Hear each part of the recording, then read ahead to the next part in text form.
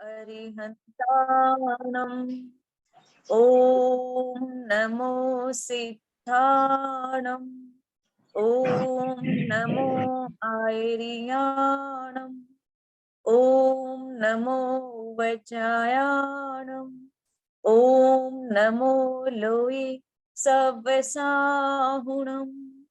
ऐसो पंचिनमोकारो सर्व पाप प्रणाशनो मंगलाणं च सव्येसे परमं हवै मंगलम। जय बोलिए आदिनाथ भगवान की जय। जय बोलिए महावीर भगवान की जय। जय बोले आचार्य सौभाग्य सागर गुरुदेव की जय जय जय जय। हमने स्टार्ट की थी जर्नी की 5 तत्व, पंचकोश और हमारा मूलाधार चक्र। मूलाधार चक्र से होते हुए हम गए थे स्वाधिष्ठान चक्र की हमने जर्नी की थी। उसके बाद हमने मणिपुर चक्र में गए थे और उसके बाद हम अनाहत चक्र, और आज हम चर्चा कर रहे हैं विशुद्धि चक्र, माइंड मतलब थ्रोट चक्र, जो हमारा 5वां चक्र है। हम इन 4 चक्रों से होते हुए गुजर रहे हैं। तो 5वां जो चक्र है विशुद्धि चक्र, ये कहते हैं कि आकाश तत्व का प्रतीक है। यहाँ से हम पहुंचते पहुंचते यहाँ जब विशुद्धि चक्र पर हम पहुंच जाते हैं तो कहते हैं कि यहाँ पर ब्रह्मांड की सारी शक्तियां निहित होती है। जितने भी ग्रह नक्षत्र हैं वो सभी विशुद्धि चक्र के अंदर निहित होते हैं। जब हम एक एक चक्र से होते हुए गुजरते हैं और विशुद्धि चक्र पर आ जाते हैं तो हमारे अंदर सिद्धियां मिलने लग जाती हैं, हमें पूर्वाभास होने लग जाता है। तो बहुत सारी चीजें होती है जब हम विशुद्धि चक्र पर कार्य करते हैं। तो हम विशुद्धि चक्र के बारे में फिर से मैं थोड़ा सा रिकेप करना चाहूंगी कि विशुद्धि चक्र, इसका जो बीजाक्षर है वो है हम, और इसका जो कलर है वो स्काई ब्लू है, लाइट ब्लू, जो स्काई का आसमान का कलर होता है वो विशुद्धि चक्र का कलर है। इसमें 16 बीजाक्षर है, 16 पंखुड़ियां है इसके अंदर निहित। तो 16 पंखुड़ियों में 16 स्वर है, अ आ ई उ उ रिर रिर लर लर ए औ औ अंग है। इस तरीके से इसके अंदर 16 स्वर है। स्वर के बिना व्याकरण अधूरा है। तो इसीलिए हमारा भी ये स्वर विज्ञान बहुत ही, इसका एक स्वर विज्ञान भी है जिसके बारे में भी हम धीरे धीरे चर्चा जरूर करेंगे। और इसको नियंत्रित करने वाले अंग होते हैं कान, सिर, गला और वाकेंद्रिय। और इसके जो हम श्लोकाज इसकी विशुद्धि के लिए पढ़ सकते हैं वो मैंने कल भी बताया था, 4, 6, 28, 30, 31 श्लोकाज हम इसके लिए पढ़ सकते हैं भक्तामर के। और इसके लिए हमें जाप करना हो तो हम जाप करेंगे नमो उवचायाणम का। और इसकी अंगुली है मध्यमा, मध्यमा अंगुली पे इसका मुद्रा लगा सकते हैं। इसकी मुद्राएं है आकाश मुद्रा और शून्य मुद्रा, जिसके बारे में भी हमने कल बता दिया था। इसके रोग भी बताना चाहूंगी फिर से, थायराइड, पैराथायराइड, लिम्फेटिक सिस्टम, वाणी विकृति, गले में खराश, आवाज बंद हो जाना आदि रोग इससे हो जाते हैं। और इसके जागरण हो जाने से हमें वाणी सिद्धि प्राप्त हो जाती है, क्योंकि स्वर जो हम बोलते हैं वो पूरे ब्रह्मांड में गूंजते हैं। क्योंकि यहाँ पर सारे ग्रह नक्षत्र है, जितने भी आकाश गंगा में गैलरीज है, उन सभी का डायरेक्ट कनेक्शन हमारे विशुद्धि चक्र से है। तभी तो कहते हैं कि हम जो शब्द बोलते हैं उनकी ध्वनि लाखों वर्षों तक गुंजायमान होती रहती है। शब्द हमें सोच समझ के ही बोलना चाहिए। वही शब्द हमारे आत्मा के ऊपर जकड़ जाते हैं और हम कर्म बंधनों से बंधते जाते हैं। उन्हें निकालने के लिए हमें गुरु की शरण चाहिए। हमें इन सब चक्रों की विषय प्राप्त करनी होगी और हमारे मन के अंदर शांत भाव लाना होगा। इन सब चीजों से हमें एक एक करके दूरी बनानी होगी। मान, माया, लोभ, मायाचार, इन सब से हमें दूरी बनानी होगी। जब हम लोभ कर देंगे, माया करेंगे, मायाचारी करेंगे, तो हमारे ये कर्म बंधन और बंधते जाएंगे, हमारी आत्मा को जकड़ते ही जाएंगे। तो यहाँ अनंत शक्तियों का भंडार है हमारे विशुद्धि चक्र में। इसके बारे में हम कल चर्चा कर चुके थे। आज हम इसके एक एक पंखुड़ी पर चर्चा करेंगे। जो 16 पंखुड़ियों का जो कमल है, एक एक पंखुड़ी पर हम क्या भावना भाएं कि हम भी उसी तीर्थंकर पदवी का बंधन बांध सके जिन्होंने तीर्थ राज की स्थापना की, आदि से लेके अनंत तक जो भगवान हुए हैं, उन सब ने जो भावनाएं भाई है वो भावनाएं हम भी भाई, और हम भी उसी तीर्थंकर पदवी का बंधन बांध के इस संसार से, इन जो चक्र में हम फंस गए हैं, आत्मा की विशुद्धि के हम ध्यान नहीं दे पा रहे हैं, उस पर ध्यान देके इन कर्म बंधनों से मुक्त होके हम भी तीर्थंकर पदवी को प्राप्त करें। इसी भावना के साथ हम एक एक पंखुड़ी पर भावना भाएंगे कि हम इस भावना को भाने से हमारी भी कर्मों की निर्जरा हो और हम भी तीर्थंकर पदवी का बंधन बांध के उस मोक्ष पथ को प्राप्त कर सके जिसके लिए हम भव भव भटक रहे हैं। पहली पंखुड़ी पर हम विचार करते हैं। पहली पंखुड़ी क्या है? दर्शन विशुद्धि भावना। दर्शन विशुद्धि में क्या होता है कि हम इसके अंदर विश्व के कल्याण की भावना भाते हैं। तेरा मेरा नहीं होता इसके अंदर। दर्शन विशुद्धि संपूर्ण विश्व के लिए हम भावना भाएंगे कि संपूर्ण विश्व में शांति हो, सबका मंगल हो, सबका कल्याण हो, क्योंकि जब भगवान का जब उदय होता है तो वो विश्व कल्याण के लिए ही होता है। यह भावना सबसे जरूरी है कि प्रथम भावना के बिना हम तीर्थंकर पदवी का बंध नहीं बांध सकेंगे। तो हमें विश्व कल्याण की भावना लानी, हमारे विचारों के अंदर, हमारी बुद्धि के अंदर, हमारे मन के अंदर सिर्फ विश्व कल्याण की भावना लाएंगे कि अगर एक चींटी को भी तकलीफ हो रही है तो वो तकलीफ हमें महसूस हो। एक एक छोटे से छोटे कण के अंदर कहते हैं परमात्मा विराजमान है। सृष्टि के हर कण के अंदर परमात्मा की शक्तियां विराजमान, हम एक एक कण को भी नहीं समझ पाएंगे। एक एक कण मिलके इस सृष्टि का निर्माण हुआ है। मिट्टी का एक एक कण जब मिला है ना, जब जाके इस सृष्टि का भी निर्माण तभी हो पाया है। भगवान महावीर खुद ने उपदेश दिया था कि अगर मेरे दर्शन करने से पहले अगर तुम जा रहे हो और चींटी मर रही है तो पहले उसे बचा के निकलो, मैं तो वहीं पर भी तुम्हें मिल जाऊंगा। अगर तुम किसी की भावनाओं को ठेस पहुंचा के, किसी का अपमान करके अगर तुम मेरे दरबार तक आओगे तो शायद मैं तुम्हें स्वीकार करूं या ना करूं, लेकिन अगर तुमने एक अंश, एक चींटी को भी बचा दिया, उसके लिए भी विशुद्धि की भावना ले आए, तो वहीं पर मैं तुम्हें खड़ा हुआ मिलूंगा, क्योंकि वो तो कण कण में विराजित है, हर जहां उसकी वाइब्रेशंस है। सिर्फ हमें देखना है कि किसी भी जीव को कोई तकलीफ ना हो। तो विशुद्धि भावना हमें कल्याण की भावना की ओर लेके जाती है, और सबसे पहला धर्म हमारा विश्व कल्याण के लिए होना चाहिए। दूसरी भावना विनय संपन्नता। विनय संपन्नता मतलब हमें हमारे जीवन के अंदर विनय के भाव रखना है और हमें सोच विचार कर काम करना है। विनय किसके लिए रखें? हम सबसे पहले देव, शास्त्र और गुरु के प्रति हमें विनय रखनी है, श्रद्धान रखना है, जिनवाणी के प्रति हमें विनय रखनी है, उस पे हमें विश्वास करना है कि जो भी शब्द हमारे रचयिता ने, तीर्थंकर भगवान की जब दिव्य वाणी खिरी थी तो उन्होंने जो जो कहा था वह सत्य है। उन्होंने तो सारी सृष्टि की रचना उसी वक्त बता दी थी। आज साइंस बता रही है हमारी जिन पूर्ण सृष्टि की आदि से लेकर अंत तक की रचना बताई हुई है, क्योंकि जब उन्हें केवल ज्ञान होता है तीर्थंकर को तो संपूर्ण सृष्टि के एक एक तत्व के बारे में वो जान जाते हैं। तो हमें भी यही भावना भानी है कि हम भी इस पे श्रद्धान करके और उसी केवल ज्ञान की प्राप्ति हम करें। तीसरी भावना आती, सील व्रतों में अतिचार। हमें व्रत नियम सबका पालन करना चाहिए जो जिनवाणी में बताए गए हैं। इनका पालन करने से हम विशुद्धि को प्राप्त होंगे। एक छोटा सा त्याग भी हमारी जिंदगी के अंदर हमें बहुत बड़े ऊंचे स्थान तक पहुंचा सकता है।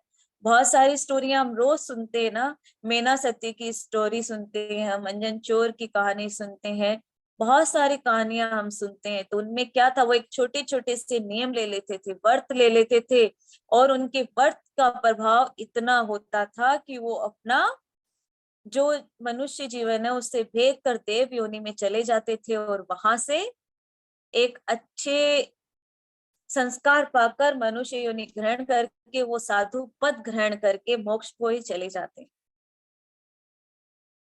तो ये हमें व्रतों पर भी अंगीकार करना चाहिए। हमें छोटा सा भी नियम अपनाए, लेकिन हमारी जिंदगी के अंदर हमें एक नियम जरूर लेना चाहिए, और वो नियम हम ले लेंगे तो आगे आगे उसकी विशुद्धि इतनी बढ़ेगी कि वो हमें बहुत फल देगा। जब हम एक बीज बोते हैं ना पेड़ के लिए, तो वो कब फल देगा हमें पता ही नहीं है, और इतने फल मिलेंगे जिसका हम अंदाजा भी नहीं लगा सकते हैं। अभीक्षण ज्ञानोपयोग, क्या करना है, हमें सदा ज्ञान की बात करनी है। मायाचारी से दूर रह के ज्ञान तत्व के बारे में हमें चर्चा करते रहना चाहिए। अगर हम मायाचारी के बारे में चर्चा करेंगे तो हमारी आत्मा मायाचार के बंधन से जकड़ती जाएगी, और जब हम ज्ञान पे चर्चा करेंगे तो हमारे जो जकड़न है वो धीरे धीरे कम होते होते एक दिन हम इन बंधनों से मुक्त हो जाएंगे। पांचवी भावना है संवेग भावना। पांचवी पंखुड़ी पे हमें क्या विचार करना है, धर्म और धर्म के फल में अनुराग नहीं करना है। हमें समस्त जीवों के साथ समानता का व्यवहार करना है। हमें अनुराग नहीं करना है कि हमें मान नहीं आना चाहिए कि मैं तो ये हूँ, मेरे ने ये धर्म ले लिया, मैंने ये नियम ले लिया, हम लोगों को मान के चलते हम बताए जा रहे हैं, लेकिन नहीं, हमें उनपे मान नहीं आना चाहिए। अंदर से उस चीज को महसूस करना है कि हमने धर्म अंगीकार किया है, तो हमें मान कभी नहीं आना चाहिए। 6 नंबर की पंखुड़ी से हम क्या समझते हैं, शक्ति तप त्याग। हमें क्या करना है, जितनी हमारी शक्ति है उसको न छिपाते हुए हमें त्याग करना है। जब हम त्याग करेंगे, जब हम इस तपन में तपेंगे, तभी हम खरा सोना बन पाएंगे। आज मुनि राज कितनी तपस्या करते हैं, कितने व्रत नियम लेते हैं, क्योंकि उन्हें सच्चाई का ज्ञान हो चुका है कि जब हम तपेंगे तभी हम सच्चे सोने की तरह निखर पाएंगे। तो हमें अपनी शक्ति को नहीं छिपाना है, हमें त्याग करते रहना है कि आज हमने ये नियम लिया, हमें तपाना है। हम जब अंजल छोड़ते हैं ना, उपवास व्रत करते हैं, तो हमारा शरीर एक विशुद्धि की तरफ बढ़ने लग जाता है, और जब हम इन्हें पोषण देते रहेंगे तो उन्हीं चीजों में जकड़ते जाएंगे। तो हमें त्याग तप करना है, शक्ति तप त्याग। हमें जितनी शक्ति है उतना त्याग भी करना है। पहले हमने तप की चर्चा की थी, अब हम त्याग के बारे में समझ रहे हैं कि हमें क्या त्याग करना है। हमें आहार दान देना है, हमें औषधि दान देना है, हमें ज्ञान दान देना है। जो भी हम कमाते हैं उस कमाई में से कुछ हिस्सा हमें जरूर दान देना चाहिए। छोटे छोटे दान की प्रभावना करनी चाहिए, और ये प्रभावना हमें एक न एक दिन विश्व कल्याण की भावना में निहित हो जाएगी।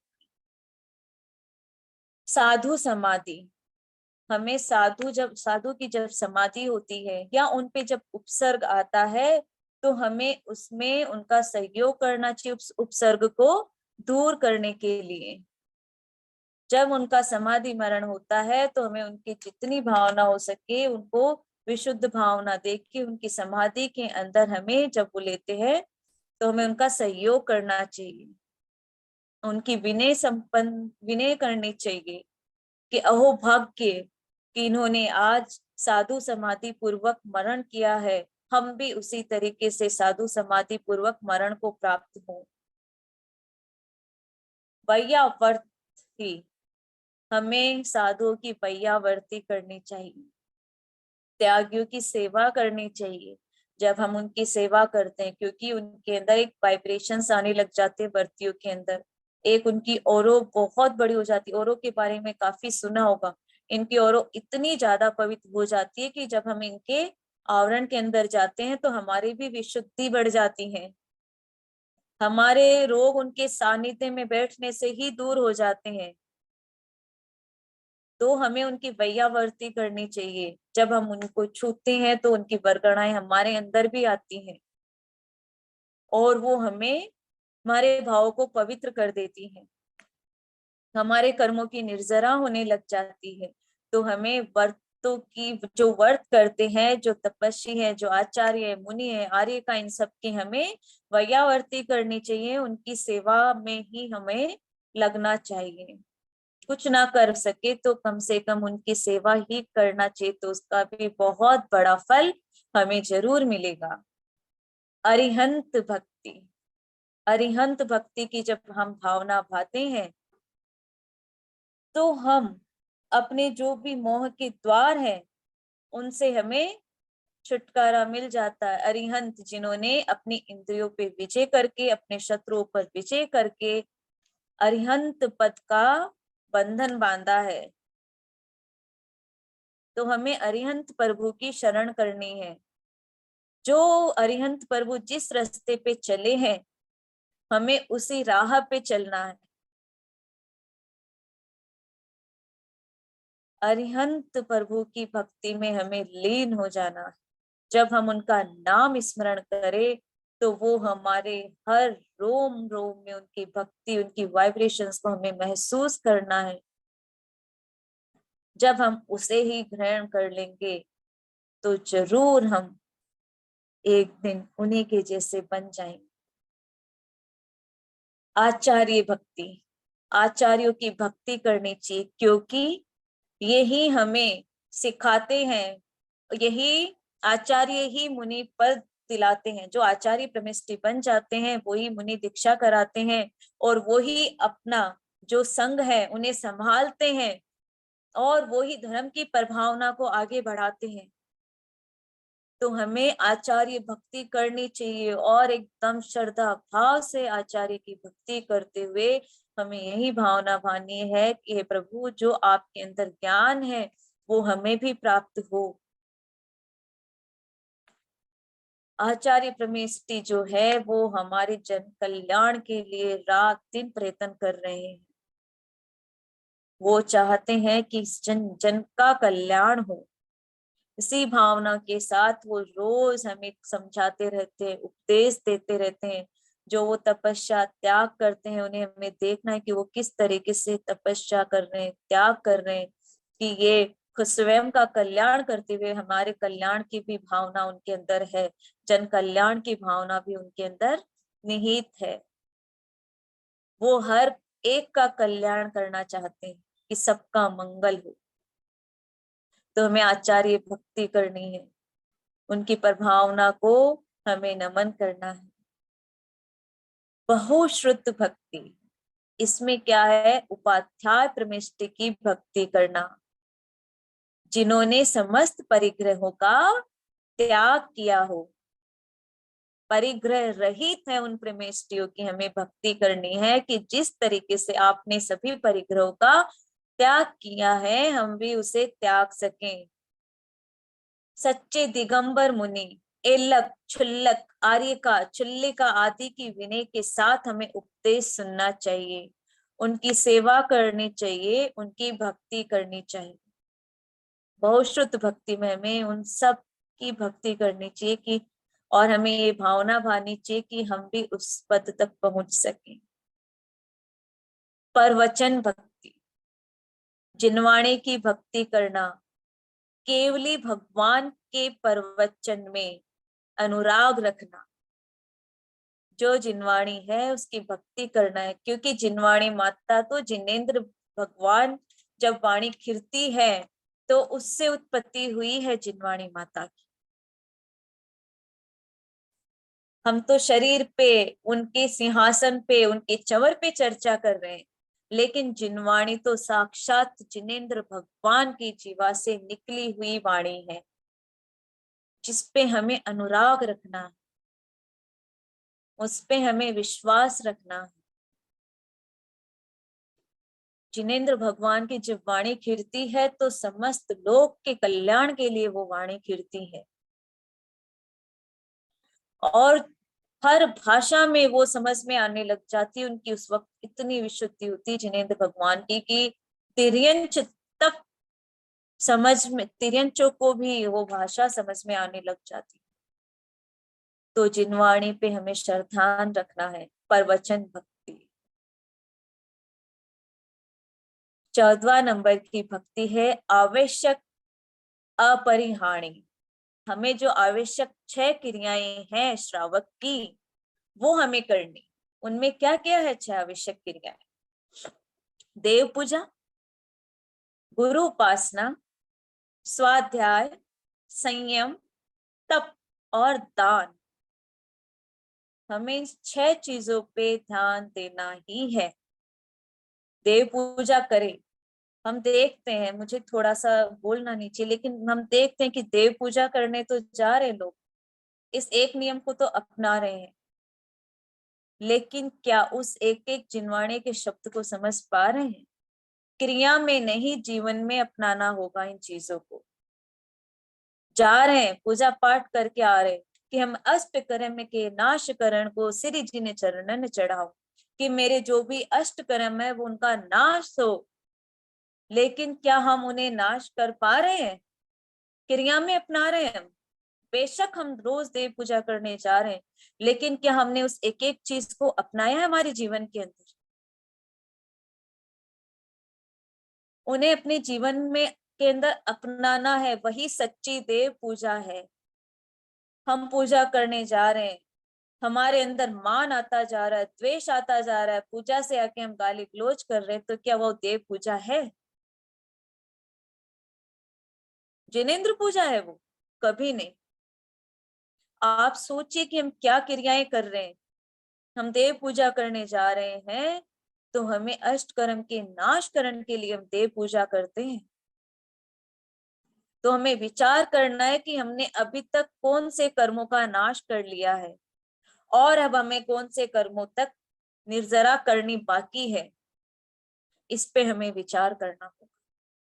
गुरु उपासना, ये भी एक आवश्यक है हमारे जीवन की चर्या के अंदर, क्योंकि बिना गुरु के हमें ज्ञान प्राप्त नहीं होगा। जब तक हमें सच्चे गुरु नहीं मिलेंगे, जब तक हमारे जीवन का कल्याण नहीं होगा। स्वाध्याय करना है, स्व के अंदर जाना है। जब गुरु हमें समझाएंगे तो उसे स्व के अंदर जाके हमें आत्मचिंतन करना होगा कि ये क्या चीज है। स्वाध्याय करना बहुत बहुत जरूरी है। संयम अपनाना होगा हमें जीवन के अंदर। तप करना होगा और हमें दान भी करना होगा। जब हम दान करते हैं, चाहे वो ज्ञान दान हो, चाहे वो औषधि दान हो, चाहे वो विद्यादान हो, 4 प्रकार के दान हैं, उन्हें हमें नित्य नियम में अपनाना चाहिए। 15 नंबर, मार्ग प्रभावना। धर्म के सच्चे रूप से प्रचार करना। हमें क्या करना है? मार्ग प्रभावना में जो धर्म का सच्चा रूप है, सच्चे रूप पे जाना है। हमें जकड़ के नहीं रहना है कि हम इसे अपनाएं, इसे नहीं अपनाएं, ये धर्म है, ये अधर्म है। हमें जकड़ के नहीं रहना है। जो सच्चा धर्म है उस पे हमें अंगीकार करना है कि क्या सच्चा धर्म है, क्या सम्यक दर्शन, सम्यक ज्ञान, सम्यक चरित्र के बारे में हमें अच्छा से समझना है। उसके मार्ग पे हमें चलना है, वही एक मार्ग पर भावना है। हमें धर्म को धारण करना है, आत्मा से धारण करना है, और उस पे ध्यान लगा के उसके स्वरूप का चिंतन करके उसके मार्ग पर हमें चलना होगा। वही सच्चे मार्ग पर भावना होगी, और उस पथ पे चलते चलते एक दिन हम अरिहंत पद तक भी पहुंच जाएंगे। 16 नंबर, परवचन भावना। परवचन, वात्सल्य भावना। इसमें क्या है? वात्सल्य भावना में क्या है कि हमारे जो सहधर्मी भाई बंधु है, उनसे हमें प्रेम भाव रखना है, मैत्री भाव रखना हमें सहधर्मी भाई बंधुओं से। आज हम क्या कर रहे हैं? हम बुराई करते जा रहे हैं। हम बुराइयों पे तो इतने ज्यादा अंगीकार करते जा रहे हैं कि हम लोगों की अच्छाइयां नहीं देख के उनमें बुराइयां ढूंढने की कोशिश करते हैं। हम उसकी बुराई को तो इतना उजागर कर देते हैं कि जैसे पूछो मत, और जो उसकी अच्छाइयां हैं उन्हें हम दबा देते हैं। नहीं, हमें उनकी अच्छाइयों को उठाना होगा। जो सहधर्मी भाई बंधु है, जो हमें इसके लिए राह दिखा रहे हैं, उनके लिए हमें प्रचार करना होगा। बुराई करना तो बहुत आसान हो गया आजकल, हर कोई किसी की भी बुराई कर लेता है। अरे उसके पास तो ये नहीं, अरे इसके पास तो ये है, ये ऐसा है। क्या हम सभ्यम कैसे है उसकी तरफ कभी किसी ने देखा? क्या हम बिल्कुल सच्चे हैं? हम क्या कर रहे हैं खुद इस जीवन में आकर? किसका सहयोग कर रहे हैं? क्या मार्ग प्रभावना बढ़ा रहे हैं? क्या हम सहधर्मी भाई बंधुओं के लिए कुछ कर रहे हैं? खुद के अंदर झांक के देखिए, क्या हम कुछ कर पा रहे हैं किसी के लिए? क्या किया हमने जीवन में आके? बुराइयां तो खूब कर ली, क्या किसी के लिए अच्छे कार्य किए? हमें खुद पे विचार करना है कि हम क्या कर रहे हैं। लोग पहले के जमाने में कहते थे कि किसी की बुराई देखो तो उसको अच्छे रास्ते पे ले जाने की कोशिश करो, कि वो बुराई को छोड़ दे, अंदर दबा दो उसे। लेकिन आज के जमाने में क्या, अगर कोई नहीं बुराई होती है तो छोटा सा कुछ भी देख लिया उसका बड़ा रूप बना के दूसरों के सामने फैला देते हैं, और उसकी अच्छाई देखी तो उसे दबा देते हैं, उसके बारे में कोई चर्चा ही नहीं करता है। तो ये क्या है? हमें धर्म की प्रभावना को बढ़ाना है। अगर हमें तीर्थंकर पदवी का बंधन बांधना है तो हमें इन 16 भावनाओं को अंगीकार करना होगा। हमें हर पंखुड़ी पर एक एक भावना को पाना होगा, तब हम तीर्थंकर पदवी का बंधन करेंगे। और जब तीर्थंकर पदवी का बंधन हो जाता है और जब तीर्थंकर भगवान का उदय होता है तो 6 महीने पहले से ही वहां पर क्या होने लग जाता है? रत्नों की बारिश होने लग जाती है, भव्य मंगल होने लग जाता है। जब तीर्थंकर जन्म होने से पहले ही चारों तरफ खुशियां होने लग जाती है, कहीं दरिद्रता का नामो निशान नहीं रहता है। और माता क्या देखती है? 16 सपने देखती है। जब तीर्थंकर का उदय होने लगता है तो माता को 16 सपने दिखते हैं। उन 16 सपनों का भी अलग अलग महत्व है, लेकिन आज समय बहुत हो रहा है, हम इसके बारे में भी कभी चर्चा करेंगे। तो जरूर सभी को ये 16 जो भावनाएं हैं एक एक पंखुड़ी पे भानी है, और जग के कल्याण की भावना हमेशा अपने विचारों में रखनी है। सबसे पहला मंत्र यही है, सर्व कल्याण विश्व कल्याण की भावना हमें भानी है, उसी से हमें शुरुआत करनी होगी। इसी के साथ सभी को सादर जय जिनेन्द्र।